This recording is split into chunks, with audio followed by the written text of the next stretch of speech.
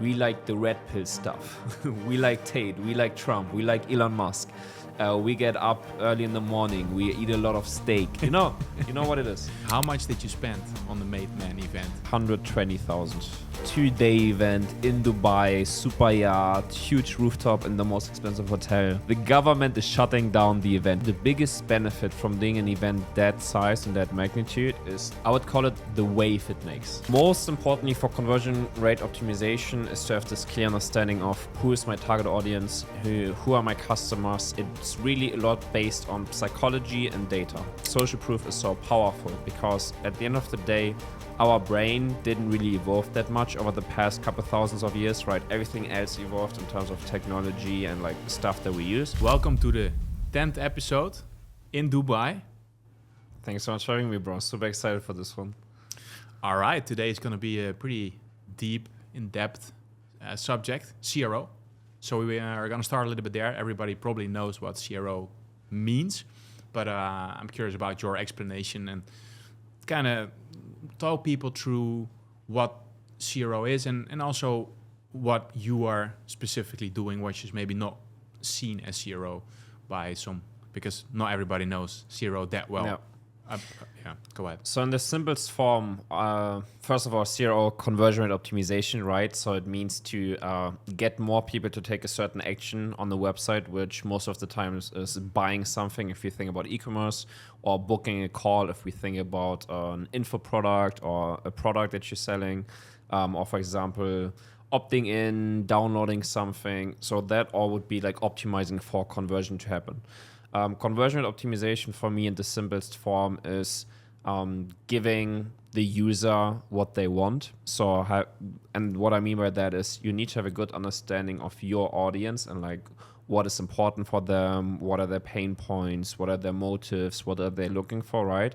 And if you then manage to give them that with your copy, with the designs, with the landing pages on your website, that's basically CRO, right? It's this whole process of understanding prospects, understanding how they buy and what gets them to buy and what motivates them, and then applying it to the website, right? So that's basically our thing about it. That's the easiest explanation I can give in the beginning. I'm sure we are going to dive into a lot of like the specifics, but that's just firstly what it is. And secondly, I think for people, it starts to become interesting, or it should start to become interesting as soon as you get to, let's say, depending on different areas, whether that's e-commerce, SaaS, or info, like 100 to 100K a month, right? Because then at a certain point, you start to push a lot of traffic to the site, and then it's a really big difference if you have a 5% conversion rate or 10% conversion rate, for example, right? And then the further you scale, obviously, the more and more it becomes important. And that's why most people neglect it a bit, because it's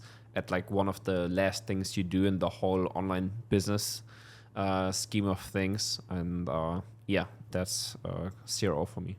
Got it. And I think the thing that stuck out right now is that you also talked about understanding your audience, right? So CRO is not just the technical part, because you have to figure out an ID to actually test, and you don't randomly come up with that. You actually do some market research. So maybe you can talk a little bit about what's kind of like what are like the basics that you're doing right now, market research wise. Yeah.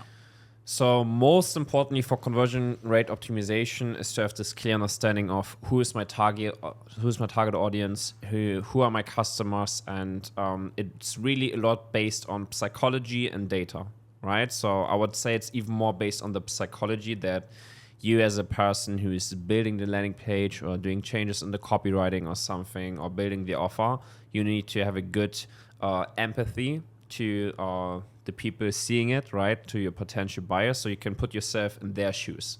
Like if they click on the ad, what is in their mind? Like why did they click on the ad? And now they're on the page. What goes through their mind when they read this? Or like what pain do they have that I can trigger? Or what desired situation do they have that I can talk about and create a certain image in their head? So that's super important that you as a person have this good understanding, and that's why I talk about psychology so much, that you also understand certain triggers, right? For example, let's say social proof. A lot of people say social proof is important, and yes, it's important, but mostly they just use it. And for example, the explanation behind that is we as humans, we have always been social animals, and back in the days, I think thousands of years ago, it was super important that your tribe, for example, says you can eat this, or you should be afraid of a tiger or mammoth, right? Yeah. And that's why social proof is so powerful, because at the end of the day, our brain didn't really evolve that much over the past couple thousands of years, right? Everything else evolved in terms of technology and like stuff that we use, but we as human beings cannot evolve that fast. And technology is something that happened over the past, 60, 70 years ago. So the brain is still quite simple and really focused on the same things. Like at the core, every human being is the same. We're all focused on surviving. We are all focused on finding a partner. We are all focused on mating and giving our DNA into the next generation. So at the core, the motivational drivers and desires for human beings are pretty similar. And also the way that you influence human behavior, for example, with social proof, or for example, with talking about pain or talking about the desired situation, right? So that's why psychology is so important, and that's why I spend so much time talking about that. On the other hand side, data is important. So what you just mentioned earlier, for example, the market research, right? I really, really like going, for example, into Reddit forums. So Reddit is a great place. Amazon reviews, Facebook comments, other YouTube comments, right? Like any place basically where your target audience spends time and talk about their situation, their pain points, their beliefs, what they think about, the questions they have, objectives they have. That's golden, because they will basically hand you on a silver platter what motivates them and influences them. So you can really greatly use that for market research. Yeah. And then, for example, if you go through that, right, you've been through that, like doing this research, talking to customers and stuff, then you will almost automatically come up with good ideas, right? If I talk to 100 customers or 100 potential buyers and they all have the same story or same objection or same pain points, then I should probably trigger those in the copywriting on the landing page. And that's basically the mixture then of having this psychology understanding and looking at data from your customers and a bit of combining both of those, which is then conversion optimization.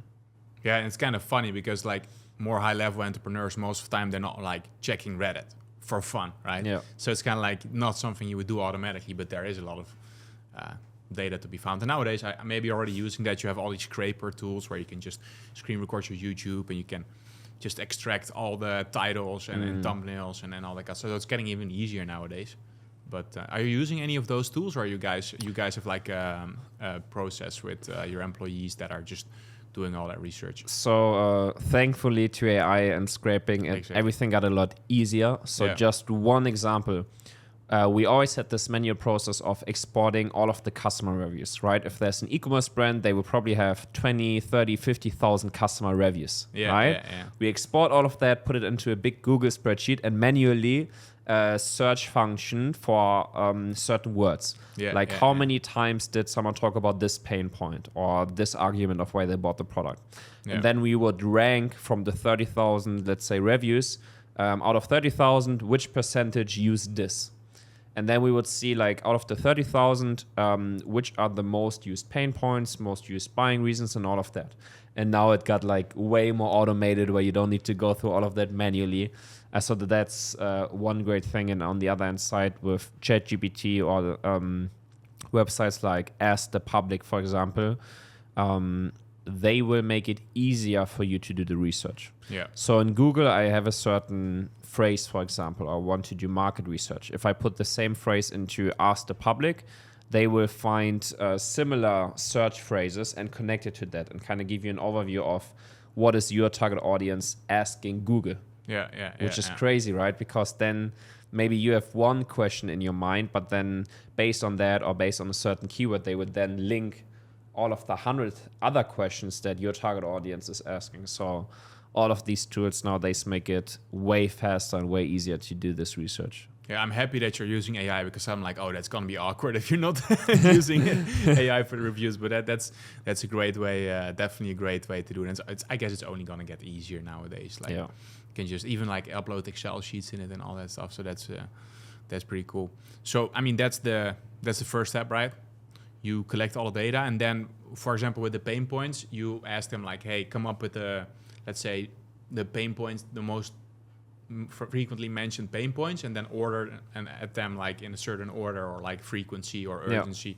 And that's one way how you come up with your ideas using AI. So to make like a really good practice example of how we applied this to one e-commerce brand, there was this e-commerce brand called Pillow Slides in the US. It was one of these winning products, these like comfy slides. You've probably seen a variation of this from a brand. Yeah. And they basically these comfortable slides in like all crazy colors. And we did the same process, exported all of the reviews, and then we found out two really interesting things with this research, which was one, most of the customers were nurses, because nurses, they are on their feet all day and they usually have like feet pain or back pain, right? And they really want comfortable shoes. And secondly, the most used phrase or like benefit, product benefit, was it feels like walking on a cloud. And then what we did basically for the landing page, we just basically took those, created like a new copywriting headline, and we wrote as a headline, feels like walking on a cloud. And then below that, we put a testimonial from a nurse, right? Talking about, I'm so happy I bought them. It helped me get rid of my feet pain as a nurse. Yeah. And that increased conversion rate by like 15, 16%, like crazy amount, right? Yeah. Because it's logical, right? Like you use the words from your customers that they give you against them, basically, right? Yeah. It resonates so much more with them, and it gives them exactly what they want to hear. And that's why this process is so powerful. Yeah, and we, before this podcast, talked about it. Like you kind of go through this process for your customers or for yourself every 3 months, right? Where you do like a whole big research again, just to make sure that you're not missing anything, to see if things are changing and all that kind of stuff. Yeah, I would say like all around 3 to 6 months, really a bit depending on like market situation, trends. Is there like a big shift? Is something happening? It's also different from geolocation to geolocation. So, for example, in the US, something that's changing everything right now is the presidential election. Yeah. Right? Yeah. Like leading into that and now after that. Or like other big changes in the economy or trends that are happening. And then, or like if you have a new product launch, right? Like you need to do a new research. Yeah. So, I would really kind of go through the process every like 3 to 6 months, or if there's like a big event or big new product launch that you have. Got it. And if you look at surveys, is that something you guys are doing once a year, once a quarter, or do you automate that in a sequence, or how do you think about surveys? So also a bit like a recurring process, like every 3 to 6 months. The two kind of surveys that we like to do, apart from the stuff that we send out to the customers, right? Yeah. Is on-page surveys. So maybe you've seen these pop-ups before. On like homepage, product page or something, they pop up after like 30 to 60 seconds and they ask you questions. Yeah. So basically these on-page surveys, and then post-purchase surveys as soon as they booked the call or as soon as they bought the product and are on the thank you or confirmation page, then have a post-purchase survey. So those two surveys are really interesting to get a good understanding of what goes through their mind while they're in the customer journey, and then also right after. Yeah. Yeah. Gotcha. But these website pop-ups or surveys are running pretty much all the time, or you're running them until you have... We do them in sprints. Sprints, okay. Yeah, because they are really solid and qualitative in terms of getting data, but then also it's a bit of a friction point, obviously, during the customer journey. So we like to do it like in certain time frames for like a week or two, just to get a lot of data, work with that, turn it off, and then maybe 6 months later, 12 months later, turn it on again. Got it. Now, if you do all of this stuff, you have a bunch of feedback. We're not going to talk about like how to implement that, because then they can work with you and ask you as an agency how to actually implement it. So we're going to skip that step also because we could probably talk about that for an hour, how all of that stuff works. So then we're going to start with the split testing. Then you start running split tests.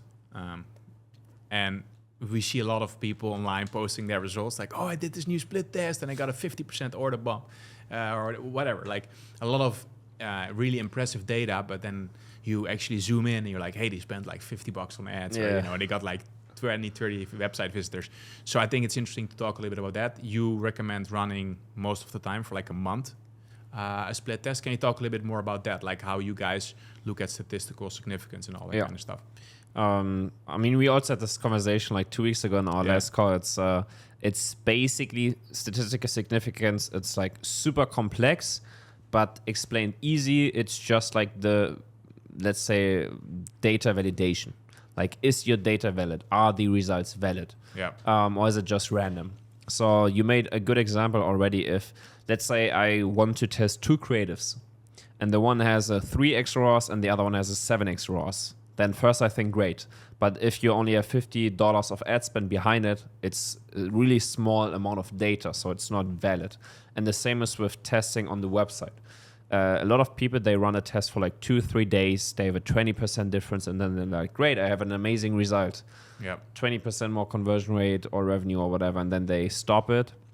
But then it could be random, right? And that's like the big mistake that a lot of people do, is they end tests early before they reach what we call statistical significance. So actually valid results and valid data that you can rely on. Yeah. It's the same with the ad creatives. If you cut the ad creatives, like the one with the 3x ROAS after $50 in spend, then you wouldn't instantly ramp the second one to like 1,000 a day, 5,000 a day, right? After like $50 of data. Yeah. And that's how you have to think about split testing for the website. And it's basically called false positive, because you think you made an amazing job, you implemented on the website, so you think it's a positive, but it's actually not, and it's hurting your conversion rate. Yeah. So it's even worse. Like, you think you did an amazing job, you implemented, conversion rate goes down, and you fucked yourself, basically. So that's what you have to watch out for. In terms of rule of thumb, what I like to say, and this applies to most brands and marketers, wait 3 to 4 weeks. Yeah. Right? 3 to 4 weeks on average. Have around like 2,000, 3,000 conversions in the test, and maybe 20 to 50,000 sessions.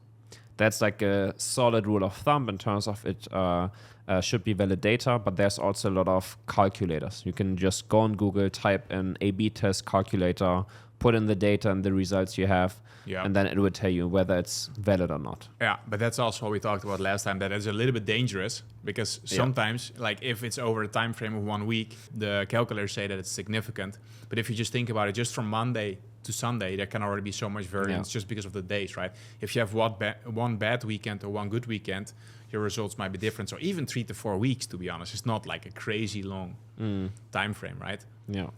So that's... yeah, going back there, do it for a month, 3-4 weeks. Don't get happy after 1 week.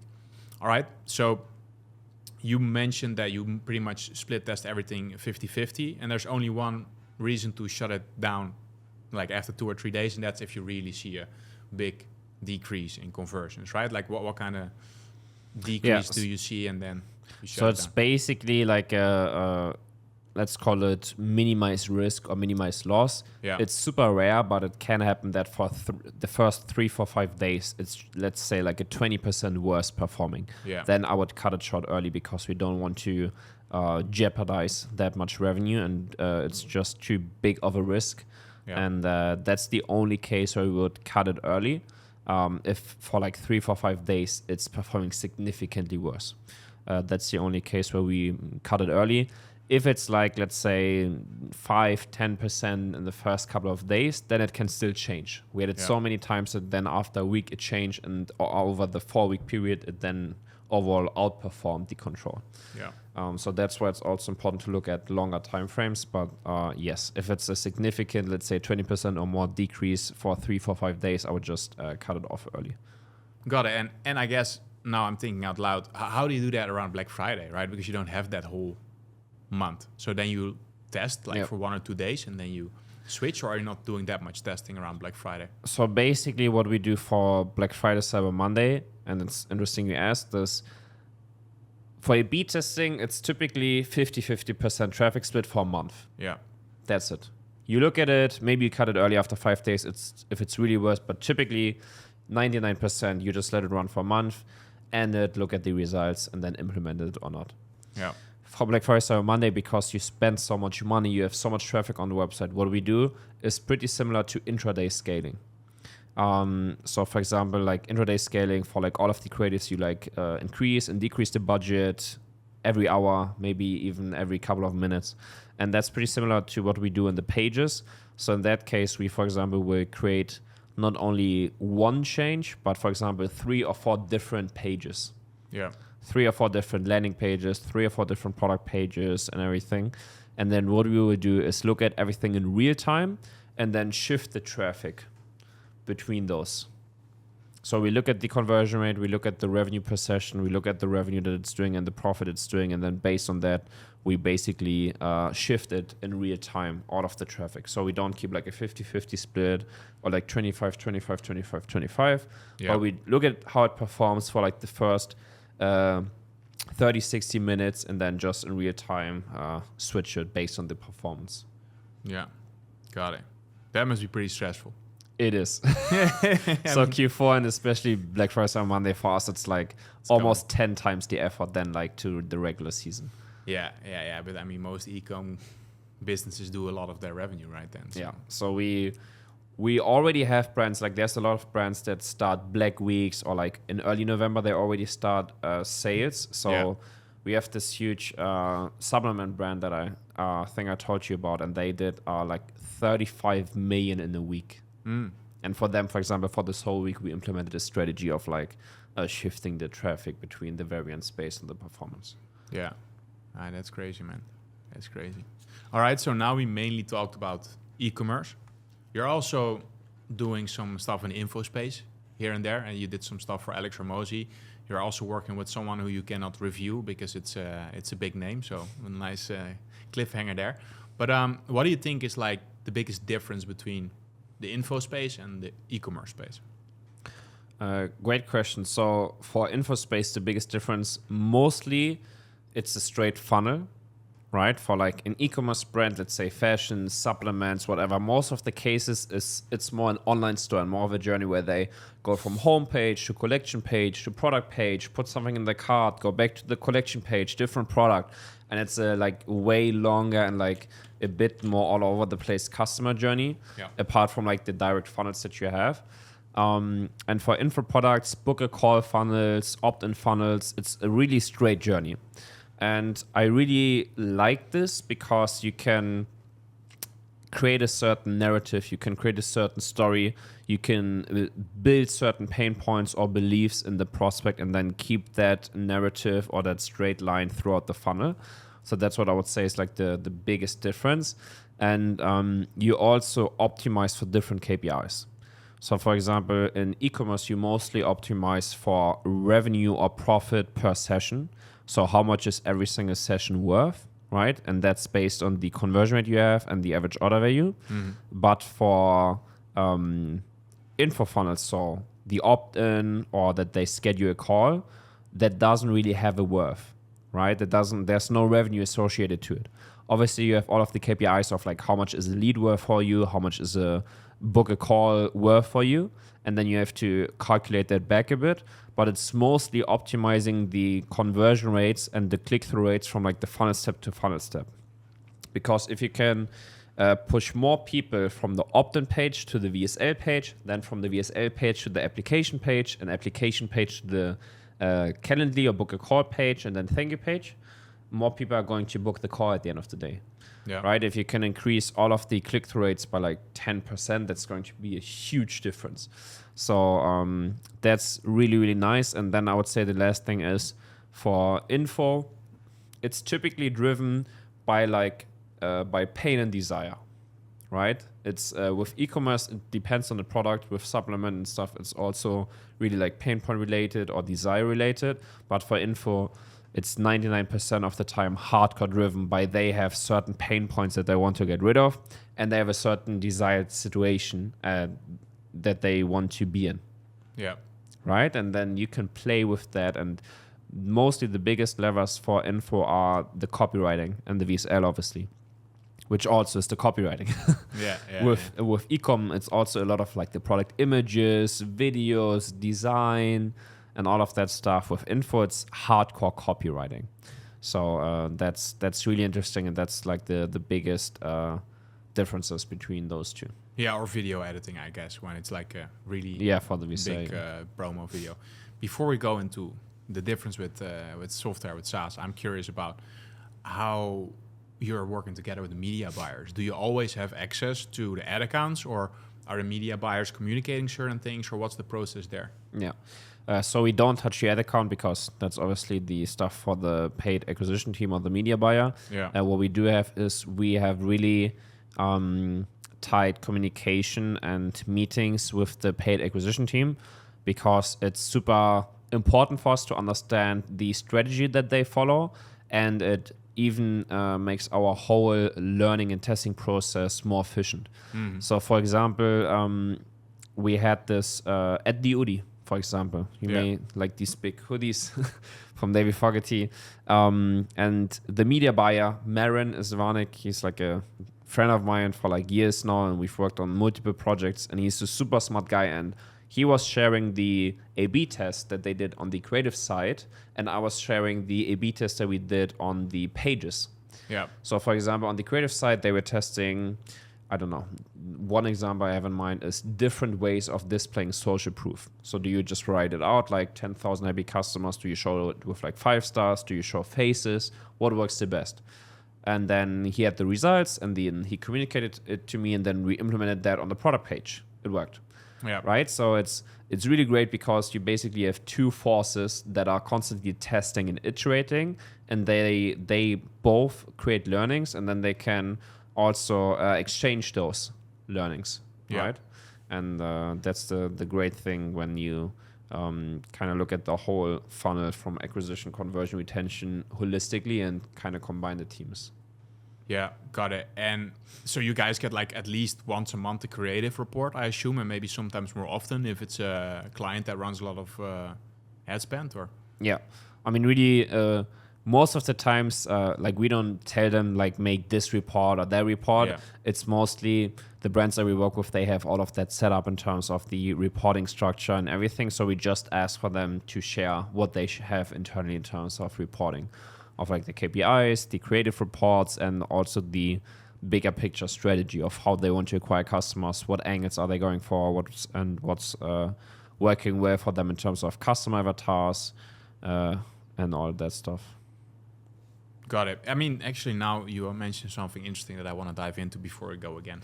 So in software, so most of the time when you're scaling, I see that at some point you're not just talking to one market or one audience anymore.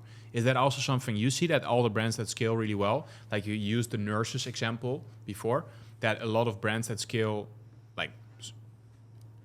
do insane numbers, that they start also at some point focusing on different avatars and like different problems, or what do you see there? Definitely. So, for example, we have this case with AG1 right now where we build like different paid acquisition funnels for them, and then they are all based on one angle for one customer avatar, and they are completely different to each other.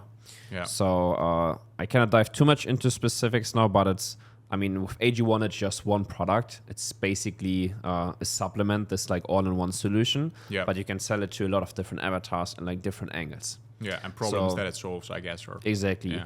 One avatar is, for example, like a really nutrition and diet-affine person. One avatar is just like the regular mom. One avatar is like a grandma with gut health problems, right? Yeah. Like these are just random avatars that I'm making up. Yeah.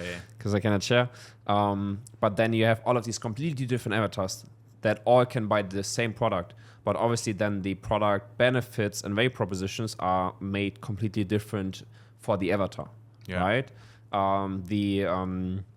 The really nutrition, diet, training affine person is more thinking about the, let's say, cutting edge stuff that they can add to their diet, right? The thing that's going to make the difference. The mom just wants to live a healthier lifestyle. And the grandma with gut health problems, she just wants to get rid of the gut health problems. Just wants to feel comfortable. Exactly. Yeah. So it's completely different customer avatars for the exact same products and completely different pain points and desires. Yeah. And then for all of them, you can then have different angles. Yeah. Makes But sense? then it's getting pretty complicated for you guys, right? At some point. I wouldn't say complicated. It's more of like a not even like a challenge, but like a really creative way of thinking about like what are all of the different avatars, and what are the avatars that make sense. Like, what should we go for? Who can buy the product? Who has the money?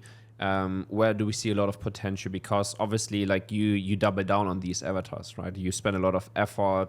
You build certain creatives for them, certain paid acquisition channels, certain funnels, and then it should be worth it, right? But we see this with all of the big brands that do over 100 million or maybe even a couple 100 million a year. They just diversify. They diversify in geolocations. They diversify in product portfolio. Most of them, apart from AG1. They diversify with customer avatars, and they diversify with channels. So, like step by step, there's like a lot of diversification happening, and even with AG1 just being this one product, I see so much interesting stuff that they're doing in their strategy now at this point. For example, they launched at Starbucks now, which is super interesting, right? Like, I would never think about like a supplement company going into Starbucks, right? Like, maybe you think about they go into pharmacy or they go into retail stores, but like making this move into a, let's call it like brick and mortar coffee chain, was super interesting for me. Like to understand like the thought process behind, okay, for them, it has to make sense to go into Starbucks, right? They seem to be making money from it, or they seem to get more product awareness, right? Or for example, for a brand from Germany, we had the same case. They're selling these nail gel nail clip-ons, basically. So DIY at home for girls. They can do their nails with the set. They scaled pretty aggressively, Facebook only, to multiple 8 figures per year in like super short time frame in just Germany. Now they've expanded to like all of the countries in Europe, and now I just had a call with the founder the other day, and I've kind of seen like the growth, because we've been working for almost 2 years. The growth was like this in the Shopify dashboard. So every single month, like they hit a new. Up. It was crazy to see, right? And you're just, it's interesting because it's for some founders, you know, the trajectory they're going to have just because they're so smart, right? And they really understand it. So it was really nice to see kind of the journey. But anyway, what he told me on the call is they just launched into retail, right? Because if you think about it, this product, like nails, it's called like nail accessories or like nail coloring or something, is typically an offline product for girls and women. They typically go into a, what do you call it, drogerie, like a some beauty store, cosmetic store to buy it. And now they launched in all of these locations offline in like retail stores, and this right now has the potential to like 2x to 3x the revenue. Crazy. Right? And it's like they never thought about it, but now they tried it, and now they completely changed the whole business strategy just because it's such a new growth lever. And right, like all of us digital marketers, we just think about Facebook, creatives, maybe go TikTok, maybe even Pinterest, something crazy like that, or like a YouTube influencer.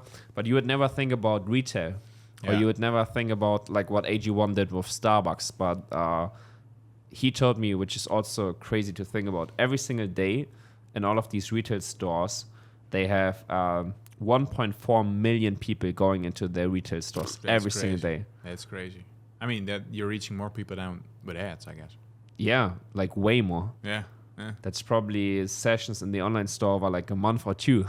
And like your product is being exposed to 1.4 million people, potential buyers every single day. That's crazy. Yeah. That's cool, man. Well, what's like the record of the amount of pages that you have been split testing or managing for like one client? Are we talking about like 100 or like I understand you might not know the exact number, but like at some point, if they are doing like 100 million, 200 million a year, are you like split testing like 100 pages at the same time, or you just or most of the time 2 or 3 pages have most of the traffic and then you just focus on those? I would say the most amount of pages at a given moment will probably be around the range of like 20, 25. right? If you think about all of the landing pages, homepage, collection, different product pages, probably 20 to 25. Got it. So it's not hundreds. And that's also what I meant. Then it becomes more complicated. But I guess you just have to be more structured and have right systems in place to not forget about any of them. And then you're going to be fine. Cool. Okay, that was a nice little deep dive into retail e-commerce. Let's go back to the big three niches that we kind of have. Software. Do you see any big differences if you're doing CRO for software companies or anything different there? Not really. I mean, it's a bit of a mixture depending on the funnel you have for your software company, whether it's they directly buy a plan or they have to go through a demo call. Yeah. And based on what it is, it's more like e-commerce or it's more like an info product funnel. So, it's basically you, again, optimize for revenue per session or you optimize for the best quality and highest amount of leads or booked demo calls. Got it. And I guess it's also a lot, it's more like info-wise, it's more like education, but at the same time, it also has some e-com elements where like a good demo or good images that explain how it works. Yeah, I would say SaaS is more on the e-commerce side because it's a product at the end of the day. Yeah. Right? Like it's a digital product and it's mostly subscription, but it's you buy a product. Yeah, but you still have to educate them somehow as well, which maybe you don't have to do as much if it's about the clip-on deals, I guess. Yeah. Got it. Okay. Now, let's jump into your own funnel right now. Currently, you also have a funnel running yourself. Now, just for the viewers and listeners, like you are looking for people that are doing really well, business owners that are doing really well. So your ideal client, let's start there. What is right now your ideal client? Ideal client, I would say, is a brand that's doing 15 to 50 million a year in revenue. That's what I would call ideal. Yeah, and then for all the people that may think that those people are not on Facebook and Instagram, you have proven the opposite. Yeah. By now, let's go a little bit through that journey. Right now, you found a funnel that's working. Like, what are like the learnings that you got going through that to really find that like high-end business owner? So I would say, so just to give a bit of context, like for me, the first 1.5 years were referrals only. Then we moved into content, so organic content distribution like Twitter, LinkedIn, started with YouTube, and that would get me like all of the clients just from the content. And then 1.5 years ago, I started doing the first ads. And I tested out a bunch of different funnels. So for example, to the homepage, just to like our general homepage, to an opt-in funnel, straight to a VSL page, the white paper that you and I tested together, right? Like to get leads directly on Facebook, not even push them to a page. Yeah. So I would say those are like the 4 funnels I tested. I cannot think of a 5th one. And the biggest learning was to, first of all, have a solid creative output, right? And secondly, test a lot. And then thirdly, have the tracking, KPIs, and calculations in place. So what I mean by that is the ads mostly are just to build trust or like trigger an action for them to click on the page. And then the page, either the one funnel I see working is an opt-in funnel where they are interested to get an asset or something. They leave the contact information. Your sales team calls them, sets them, closes them. Or the second funnel, what I've seen the most success with for my business is a straight to VSL page, short VSL at the top, bunch of testimonials, case studies, and then they book a call. Yep. And then the sales team has it. And then what I mean with tracking is that everything needs to be set up really, really solid. For example, with Hyros, where Facebook and Hyros, they track, especially Hyros, you have a solid understanding of the leads, every email, and all of the calls. So Facebook, for example, I spent, let's say, $10,000. Facebook reports 30 calls. And then in the Hyros, I see maybe it's 28 calls, so it's almost the same. But I see from the 28 calls, 10 of them are trash, no-show, random bookings. Dropshipper dude. Yeah, and with Hyros, I can filter every single call. I know exactly every single call that came from this ad, right? So I have a way better understanding and like way more accurate tracking. And then thirdly, what I mean with the KPIs is that you need to understand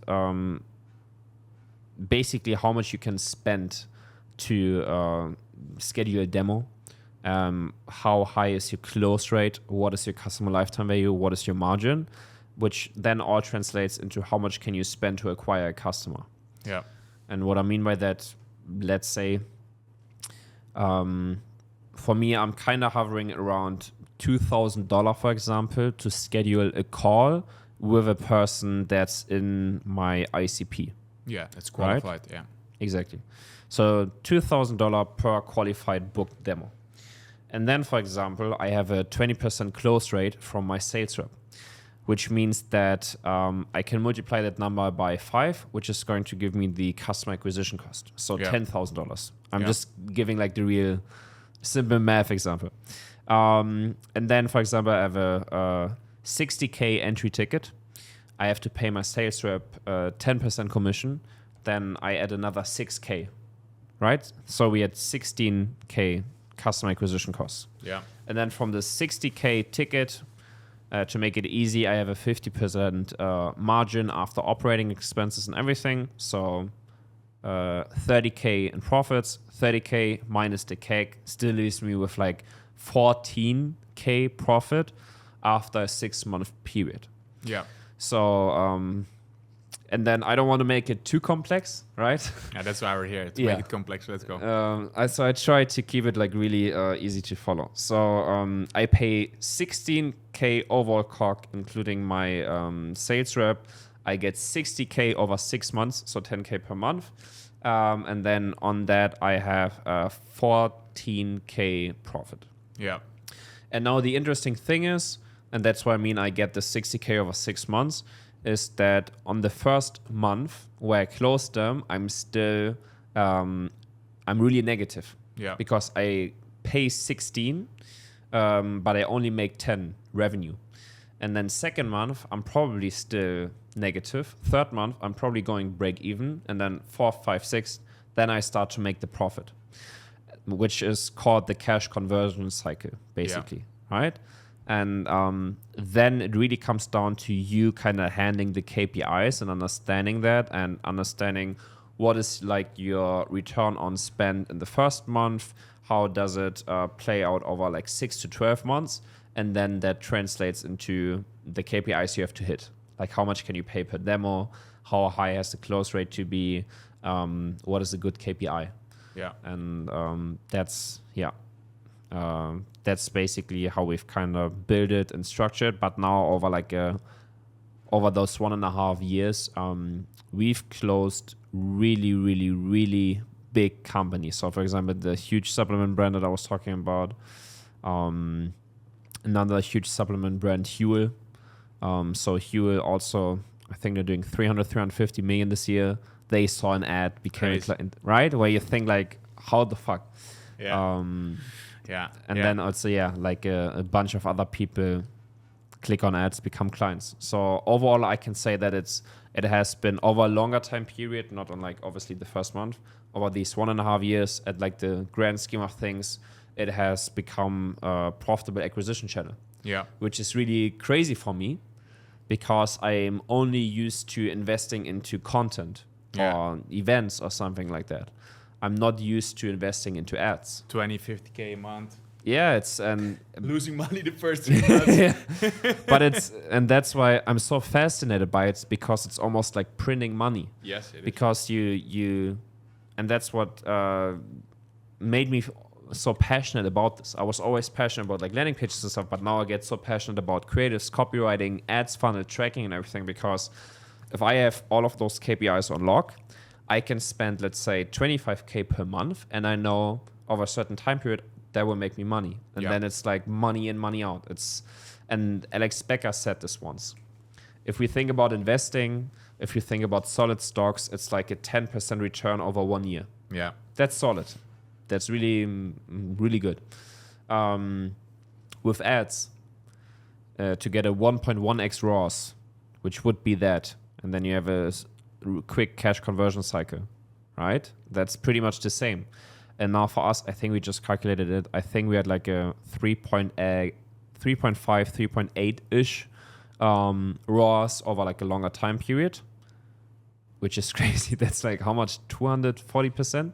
Yeah, that's way better than in like S&P 6 500. months or something. Yeah. Bro, it's like outperforming the S&P by like hundreds of percentage points. Yeah. And Alex Becker said this, and I was like, bro, that's true. It's like it's alchemy, it's magic. Yeah, but most people don't have the stomach for it.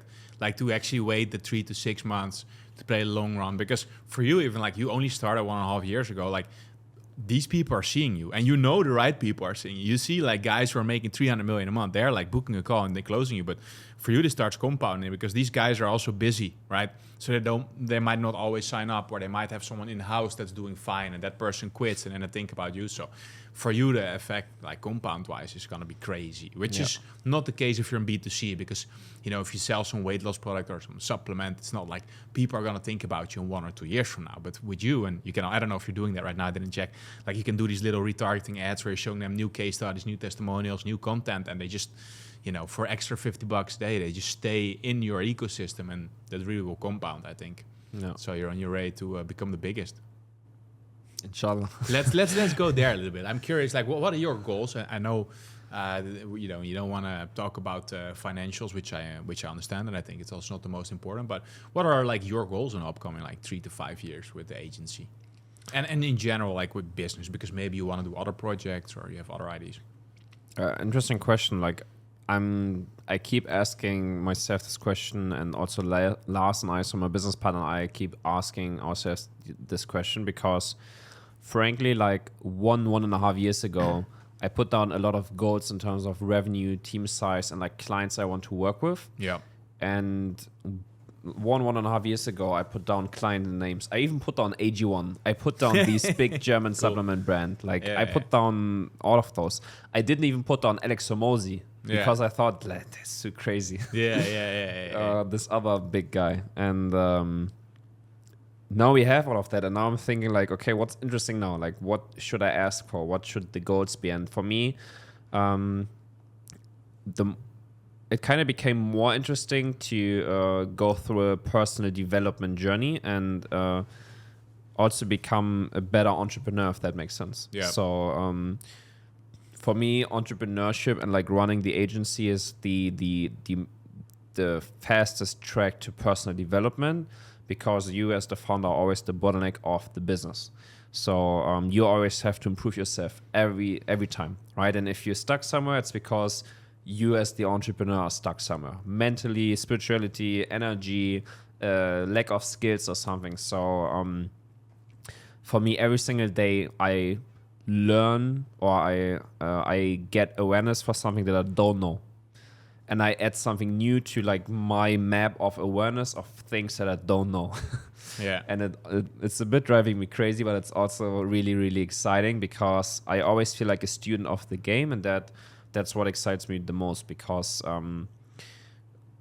frankly, like let's say like a certain revenue goal or something, it's more of a KPI that helps us keep track of we grow. Yeah. But if we make, I don't know, like 8 million, 10 million, 12 million, whatever next year, then there wouldn't be any difference.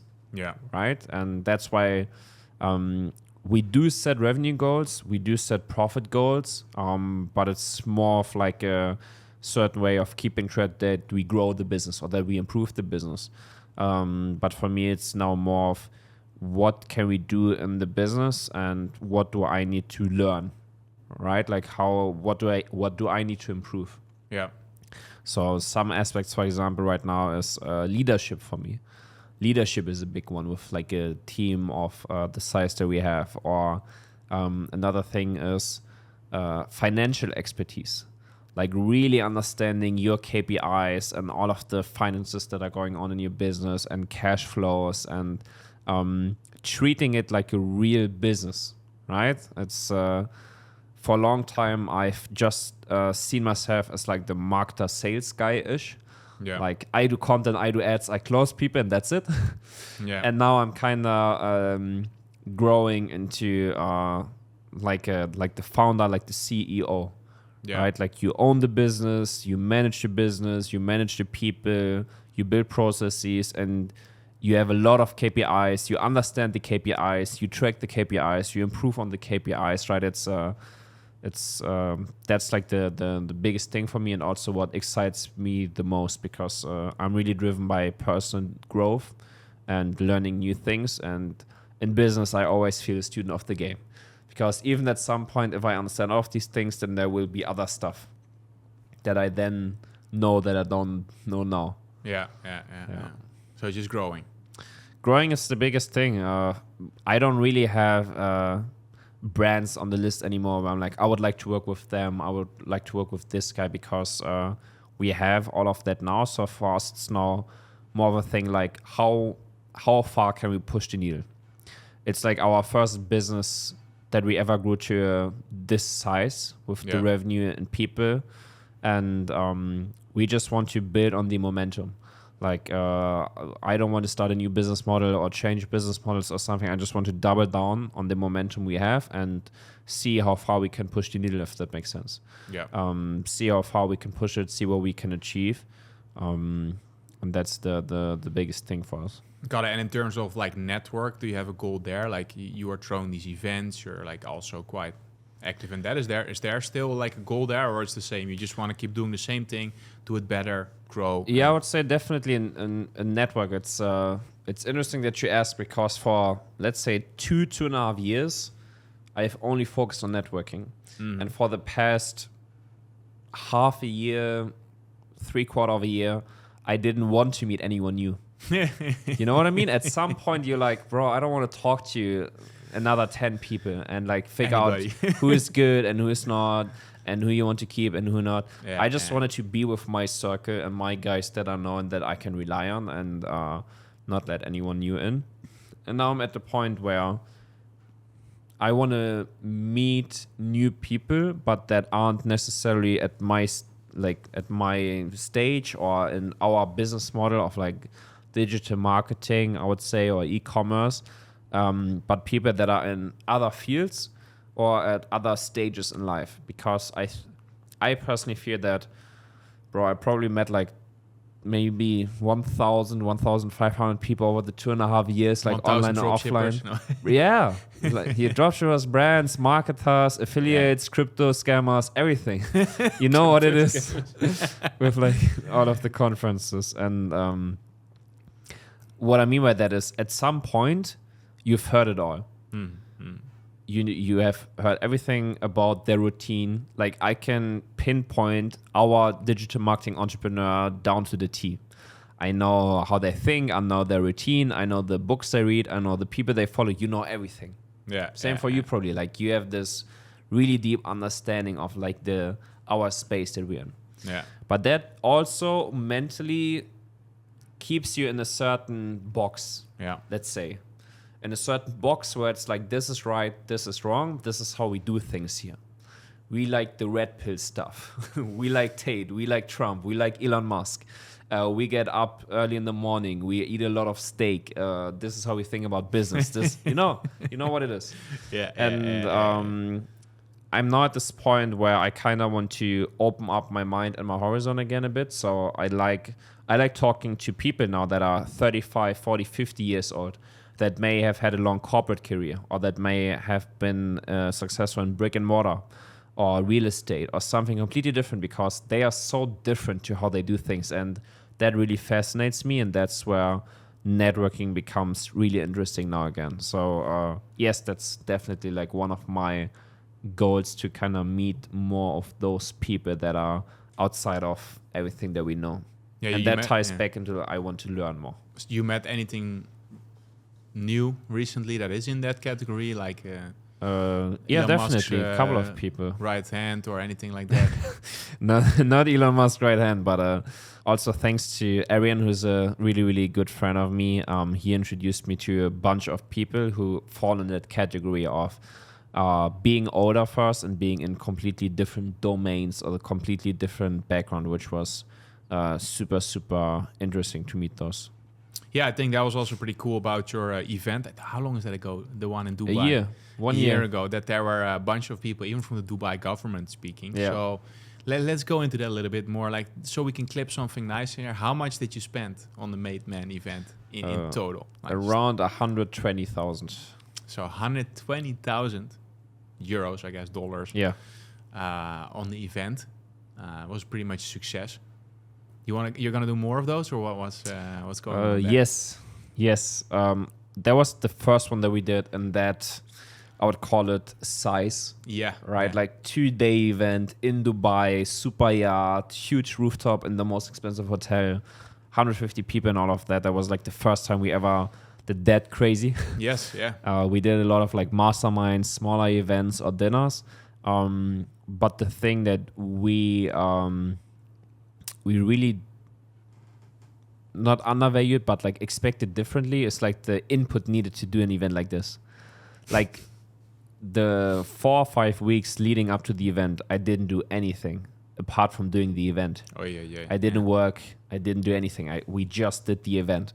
Like the planning, the speakers, locations, stuff. There's like so much stuff that you have to do in organizing an event. And frankly, we went like break even on the event. Yeah. Like we didn't make any money. We made break even, which is a big success because we didn't lose anything. And we made it a lot. Exactly. And we made a huge wave, and people are happy and everything, and it was a nice event, right? Yeah. But then after that, like we did a couple of more masterminds and dinners and everything this year, and we were supposed to do another one this December, right? Yeah. We had it planned, but then Arian and I sat down like 2 months ago, and we were like, it's amazing to do this kind of event. We enjoy it so much, but we almost have zero benefit from it. And we had to be a bit selfish because we take 4 to 6 weeks out of our schedule to host this. Yeah. You know what I mean? And with our businesses and the size that we at, we can, like, it's a luxury to take that much time out of it and not work on the business. So we had to make the decision that we just have to put our time and effort into our business right now instead of doing an event. So that's why we kind of postpone it. But definitely, if we have the luxury to spend that much time again, then yes, we will do another one of those crazy big events. Yeah, I guess next time you just need to raise the ticket price a little bit and hire a general manager or an Probably, operator who just does everything. Yeah. But that's hard to find someone like that, I guess. Interesting. So how do you feel these smaller events compared to the big event? Like, what's better for your business specifically? I would say the best is probably the masterminds, like the one-day event we have with like 50, 60 people where we have like 5-6 presentations, dinner, networking and everything. Yeah. Just because obviously then I have a 1-hour presentation about like stuff that we do, tests, funnels, landing pages, case studies, which builds a lot of trust with them. And they have this in-person touch point. Yeah. So that really helps a lot, like these offline touch points with the audience. Got it. But the big event, I guess, is more interesting if you want to meet people outside of your industry, or at least you invited people from the government, from the UAE and all that kind of stuff. I would say it's more for networking. And I would say the biggest benefit from doing an event that size and that magnitude is, I would call it the wave it makes.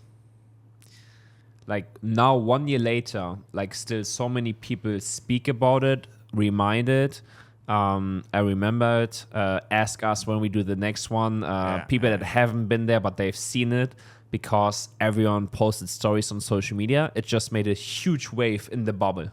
You know what I mean? And that's probably the biggest benefit, that like we put our names out there. We established like the Made Man events with that. And that's the biggest benefit that we saw. Yeah, I mean, there was a water scooter, jet ski, you call it in English. Yeah, we had the yacht, and then we had some jet skis. That's why I just wanted to mention it. That was pretty cool, just on the jet ski. As a little break in between network. That was my favorite part, one of the favorite parts. So that was pretty cool. Okay, so probably for now, maybe next year, maybe 10 to 15% chance, but not likely then at this scale. Pretty much. I would say it's likely. I'm just not sure about the time. If we're going to do it like in March, April, or if we're going to do it like in Q4 again. Yeah, I guess that was pretty stressful. Like last time was also in December, wasn't it? Yep. And that was like after Black Friday, around Black Friday. So that was maybe not the best timing, I guess, for both you and Arian. Yeah. Because you guys both are doing e-commerce. I mean, the most Black stressful was that you have to think about the fact that we signed the contract for the location 18 days before the event date for the Atlantis Royal. So the ticket sale we started 3.5 to 4 weeks before the event. Like everything was on such a tight schedule, and that was probably what made it so stressful. Yeah. Because we knew, okay, we are now spending over 100,000. We didn't know the exact number, but we know over 100,000. We have to make at least 50, 60, 70,000, because otherwise it's going to be a huge loss. Yeah. And we have 4 weeks time. And then it's mid-December. It's a week before Christmas. It's 2 weeks after Black Friday, so Monday. There's a lot of people that are already home or that just stayed home or that they are not going to travel to Dubai and all of that stuff. So there were just so many factors that made it so stressful. And it was our first huge event. So we figured out everything on the go. So that's, but it was fun. Like I really, really like looking back on that experience. And the event date got changed, right? Or like the hotel. That's They got, the like, crazy switched. thing that happened is we had like I think it was 13th and 14th because we had the Yard Day planned and the Atlantis. So we wanted to do, and we booked the Atlantis for the 13th and we booked the Yard for the 14th. Yeah. And then Arian and me, we flew to Bangkok because I had a speaking gig in Bangkok at the Affiliate World on the 6th December or something, so a week before. I think it was Thursday and the event was Tuesday, Wednesday, if I remember correctly. And on the day of my speaking slot, in the morning, our event manager calls us in Bangkok. And she tells us, we have a problem. The government is shutting down the event. You cannot do the event in the Atlantis on the 13th. Because there was I think it's called COP28, like the huge climate conference from all of the governments in Dubai. And they had it stationed at the Atlantis. So the government just came and said, no event, we're taking over the Atlantis on the 13th. So Arian and I are in Bangkok on the day of my speech, where I have to prepare for the speech, to the presentation, everything. And during that day, we had to come up with a new plan.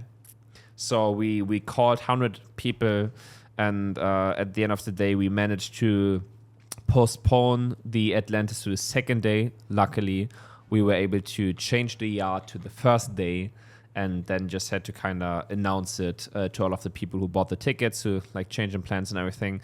Everything worked out fine in the end, but that happened like 6-7 days before the event, and we thought, okay, we paid 100 Gs. Over 100 Gs at that point. We also made 100 Gs in ticket sales. Yeah. And now it seemed on this day that we have to cancel the event. You know what I mean? It was crazy, but then at the end of the day, it all turned out well. We managed to fix it, change the dates and everything last minute, and the event was amazing. But that's everything that was going on behind the scenes. Maybe a little bit boring question, but would you have gotten a refund from the event for the 100K? Or you don't know? I'm not sure. It's not sure. Because you have to have guess a good we'll never insurance. know. Yeah, we'll never know. All right. So we're in Dubai right now. You can't really see that from the studio, or maybe you recognize the studio. You are originally from Germany. Where about? Northern Germany, in Hamburg. Hamburg.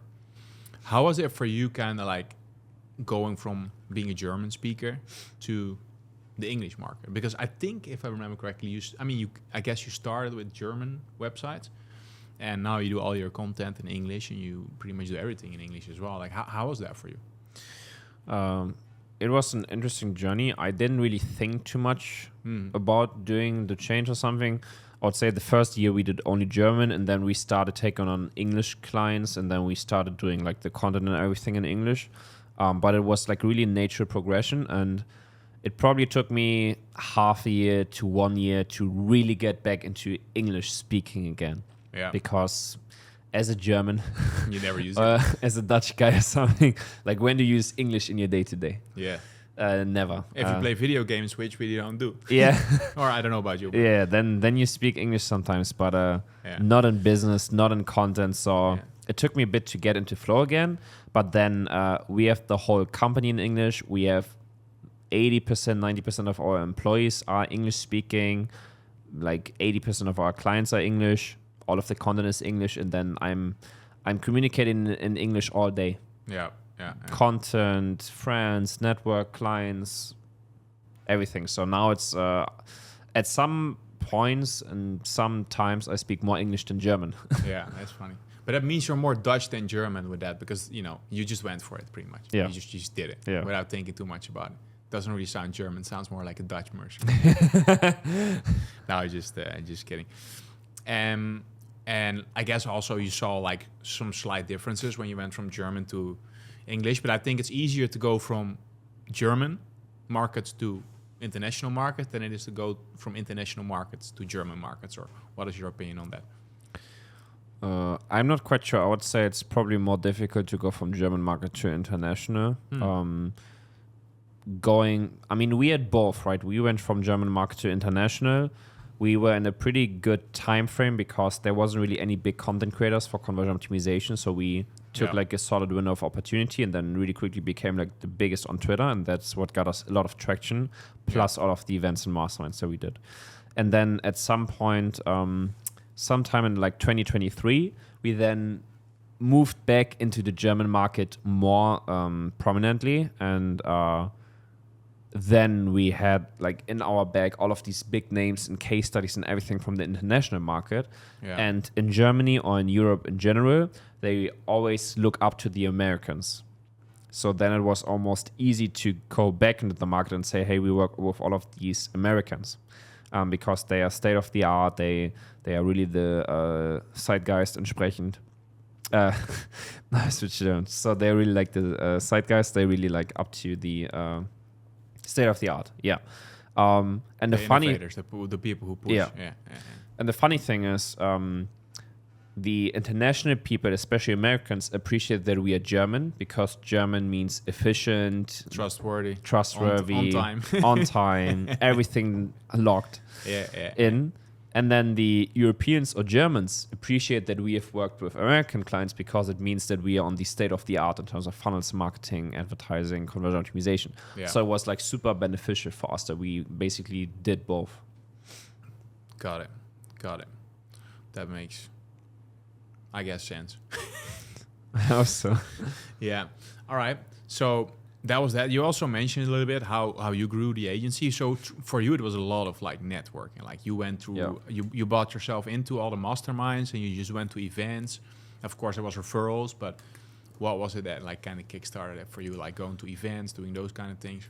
So what kickstarted it was the geek out from Nick Shackelford. So I always the one in Dubai, you mean? Yeah. Yeah, I think that's why we first connected, I think. And then afterwards we did a little call. Yeah, cool. Nice. Sorry, go ahead. Nice one. So it was the Geek at Dubai in February 2022. And I got introduced to Nick, and Nick was kind enough to give us a speaking slot. Yeah. So that was basically the kickstart of all of the events and masterminds because we had a speaking slot at Geek at Dubai. And I met so many people there, right? And that I'm still too connected to today, right? Perfect example. Yeah. It was an amazing mastermind, amazing people. I probably still have like 10, 15 people from that first event that I'm still connected to this day. Yeah. And some of them like really regularly, right? Talk, work together, something like that. So that event, then also went to the affiliate world in Dubai. And then after that, did a couple of more speaking gigs on masterminds. So the good thing was we were then always invited as speakers for the masterminds. So we almost never had to pay for the mastermind because as a speaker, you obviously don't pay. Yeah. So that was super Hopefully beneficial. you get paid. Yeah. Sometimes.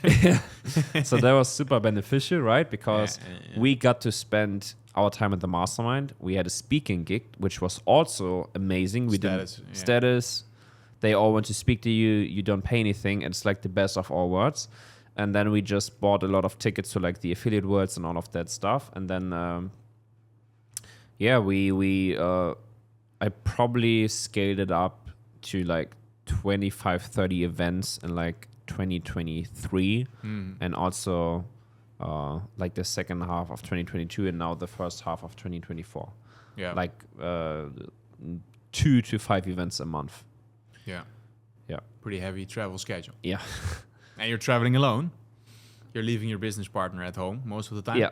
For a reason, of course, so that he can focus on some operational stuff. So let's dive into there. Like, what do you think that makes your partnership collaboration work? Wow, I see a lot of people who are like, after 1 or 2 years, they get into a fight. They need to, exit, buy each other out. But it seems like you guys have a quite good match. But I would love to hear that from you. I would also say it's super unique, and it's probably the one thing that I'm the most grateful for in the business is that I have him. Yeah. And it's such a perfect match. Shout out to Lars. Yeah, shout out to Lars. And I also tell this to him from time to time. I'm like so grateful that we have found each other, and that's such a perfect match. And I would say, without looking at our skill sets and everything, it all comes down to our understanding of loyalty and trust. Mm-hmm. So from our values and the loyalty we have to each other and the trust we have to each other, there's never a discussion at the basis level. It's always a discussion around opinions, topics, strategies, whatever. Yeah. But it's never a discussion of, can I trust you, or are you loyal, or something like that. Are you working enough Exactly. hours, like that kind of stuff. So the foundation is so strong and so solid, and nothing can do anything to that, which is why also the relationship is so strong all of the time. And then on top of that, over time, I would say in 2022, it became super obvious for us. We just both really moved into our parts of the business, which also matches our skill set, which for me is marketing, events, content, personal branding, sales, everything on the outside, and which for him is the leadership, management, operations, fulfillment side on the inside. And our skill sets are so different and therefore so complementary. And also our personas, if I look at a lot of like the character scales, we are on the extreme end. Yeah. I'm on the one extreme, he's on the other extreme. Yeah. I like shiny objects. I like all of the stuff like watches, cars, designer fashion, luxury hotels, business class flights. And he doesn't give a fuck about any of that. He likes lying in the mud. For context, for people watching and listening, I went to an event with Lars for two weeks. What he does in his weekend, he's being trained by the German Special Forces in a cold bunker without any heating. That's what he does. And he gets kicked like for fun. And he's wrestling army guys after that kind of stuff. So, yes, so that's just one perfect example. Yeah. And that's like on everything. Yeah. And that's what the good thing is. Like, I just do my stuff. He just does his stuff. I really rarely question what he does. He really questions what I does. It's typically just me showing to him what I do. He's showing to me what he does. And then we try to give input, or when we talk about strategy together for the business, or we change in the business, then it's always a mutual discussion. Yeah. So I would say it all comes down to the foundation and like us having so different skill sets and being so different as people, and then what makes the whole relationship and the so unique and works so well for the business that we have. Got it. And with the shiny objects, I guess in Germany you cannot deduct watches and all that kind of stuff, so you guys never have to argue about that. It's like, that's not a business expense and you pay it from your personal expenses, right? In Germany they have quite strict rules on what you can buy in a business. Not like buy a Rolex like in the US, and as long as you show it enough in your marketing materials, then you can maybe get away with it. But in Germany, for sure not. Yeah. Okay. Now, this is the dream team that we just talked about, and you have also met some dream clients. I want to zoom in a little bit on... you have done some CRO for Alex Hormozi when he did his $100 million Leads book launch. Yeah. How did you guys connect? How did you guys get connected? And what was the experience working with him? Yeah. Or was it mainly with his team? That's also. Yeah. So the story was that in August 2022. I was invited from a good friend of mine, Ian Nagy, who did the Vitao live event. Oh yeah, Vitao, yeah. In Oxford was that? Exactly. Yeah. In the Oxford Union. And there was probably, I will never compare anything to Giga Dubai, right? But there was probably the best mastermind I've ever been to in terms of speaker lineup, audience, and everything. Yeah. And there were speakers like Peter Kell, speakers like Rory Sutherland. So, for example, Peter Kell, like huge VSL guy, right? Like scaled his own company to like 40 million in 2 years. Rory Sutherland, VP of Ogilvy, like the biggest agency worldwide. Johnson Lee, the copywriter for Six Pack Shortcuts, which did like 500 million revenue. Bro, they're like, and that was like the Paris Lampropoulos, like huge copywriter. Will, who is still a mentor of mine, who was head of digital at Organifi, took it from 18 to 100 million in like 1.5 years. Like all of these crazy people as speakers. And then the audience was so crazy too. Like Ravi was in the audience. Oh, okay. And then also the CMO of acquisition.com was in the audience, Toby. And at that event, I connected with Toby and a bunch of other amazing people. And then around 1 year later, when they had the, let's say, need for the landing pages, the online store and everything, he booked the call. And then, we started the collaboration. And basically, they hired us to build the whole website for the book launch for the $100 million leads. So we did everything from scratch. They didn't have anything. Like, I have a picture of this because it was so funny. Like, the page that they had was just the book cover. Nothing else. Title, $100 million leads. Title, price, image of the book with in 3 different products. That was the website. Yeah. And we just basically from scratch, we did the copywriting, design, product images, everything you can imagine. We completely built the whole store on a 30-day timeline. Oof. Yeah. And pushed it live and everything. And then they liked it a lot. They also enjoyed the work a lot. And then in November, when I was in Dubai, I had a check-in call with Toby just to call and talk. And he said that they liked it so much that they are thinking about working together with us on the other portfolio brands that they have. And they want us to invite to come to their office. Yeah. So that's why in January, because they wanted to meet in person, hang out and all of that stuff. So in January this year, crazy, it seems so long. So January this year, I then flew to Las Vegas to their mastermind event, basically. So that was the first thing that they did at their office. And that's where I then met Alex, Layla, the whole team, and just spent some time with them in person. And that's where also the picture was taken. Yeah, cool. But they actually have a mastermind, but it's not as obvious, right? You can pay them. Yeah, so they officially launched it sometime in Q2, April, May, June-ish, that they're doing these events at their office. Yeah, I know a Dutch guy paid $65K or something, I think. Yeah. For their mastermind. But it was a cool event. It was high level it was sick. It was 50, 60 people, all different niches. There was a cybersecurity guy that was doing 2 million a month and all that crazy shit. So it was also cool people. Yeah, I mean, that's pretty interesting for me to see. Alex really figured out how to go broad, attract a lot of businesses. Yeah. So you're gonna meet a lot of interesting people there actually that you want to meet. You know, strangers in cybersecurity, 65 years old, happily married for 50 years. Yeah, that's cool. So you got a lot of opportunities from there, or? I wouldn't say opportunities. I would say it really did a good job at strengthening the relationship that we had, and obviously that the picture then also made a huge wave. Yeah. Because then everyone saw the picture. It was a huge stamp of approval, obviously. Yeah. Because he's one of the biggest marketers right now, and that also then spiraled into other big brands wanting to work with us. Got it. So it was authority/social proof. Stamp. CRO. Stamp of Alex. Man, that's crazy. You're still going to the US a lot or no? I mean, overall, I really reduced the amount of travel that I'm doing. So US, I'm not really going to it anymore because it's such a long flight and like time discrepancy. I'm mostly only going to Dubai or like inside of Europe, but I really, really reduced it. What if Ty Lopez would invite you for his famous mansion party? Would you go there? Yes. That's the only exception. Yeah, probably.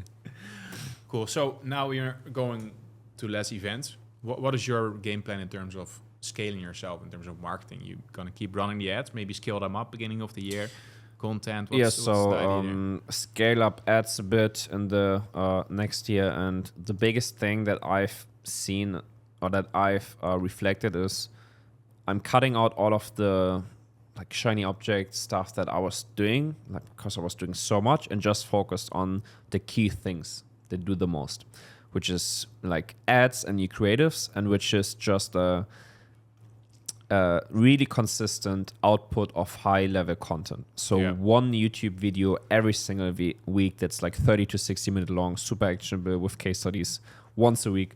I've ramped up LinkedIn to like 3-4 posts every single week. I really want to next year want to ramp up Twitter again to also like 4 or 5 posts a week. And then I'm probably going to start something like a podcast or something like audio on Spotify. Yeah. So the biggest things, and by far the biggest, has always been YouTube. So YouTube and ads. YouTube is my favorite platform, and it's just because like your target audience spends so much time with you. Like they build the relation, they build the trust, and they consume the content. So that's everything I put my time in now, to just every single week push out new super high quality content for them. What about a book? I think you have all the content already in all your YouTube videos. Yeah, probably, but with book, I'm thinking it's not like necessarily B2C, but I want to wait a bit more until I go do like broad marketing stunts, like a book or like PR or like TV stuff or radio. I want to wait a bit more to maybe then I also have like a business model for that, or can market more on that. Is there like a CRO, like physical print book or on the market? I mean, there are a bunch. I mean, any recent ones, because I think there's like 1 or 2 old school ones. Yeah, I wouldn't really say like a online CRO book. Yeah, exactly. That's not really more of like psychology, conversion, psychology stuff, or consumer behavior. Cool. So 100K YouTube subscribers next year. Yes, that's the goal. That's the goal. That's the real flex if you can get that plate. Yeah, I mean in the niche, it's like how many people are there that make 50,000? More than 10 million a year? Yeah, less. But like there's also their CMOs and their media buyers. Exactly. So, getting to 100K on YouTube is probably quite a stretch. Yeah, but still, if it's but that's like why I'm obsessing so much with like content quality, and why I try to not make anything that's for beginners. Yeah. Like everything I do, you only need to be doing if you make a couple 100K a month. Yeah. So I did a lot of content in the past, like winning product guide or like starting guide or something. And I keep it so specific, and that's why the channel grows so slow. Like I think 250 subscribers a month or something. I want to keep it super niche, and I just want to talk to my ICP. Yeah. And if I can grow to like 20,000, 25,000 next year with that content strategy, and I know that there's a big part of those 20,000 that are in my ICP, I would way rather have that than like 100,000 and it's like 14-year-olds, agency owners, whatever. Yeah, it's also funny. I think the same applies to you, like what Alex said, that he's optimizing for CPM, and that's the same for you. Like you will get a crazy high CPM if you have all these, 10 million plus a year business owners following your stuff. So that's a better metric to look at probably than how many views you get, how many likes. Yeah. Or how many people ask them like, hey, do you offer coaching, bro? Yeah. All right. I think we went pretty much over everything. Really had a good time. It was enjoyable. I still learned a bunch of stuff myself. That's why I'm doing this podcast. So it was really nice. Thanks a lot, man. For sure, bro. Enjoyed it.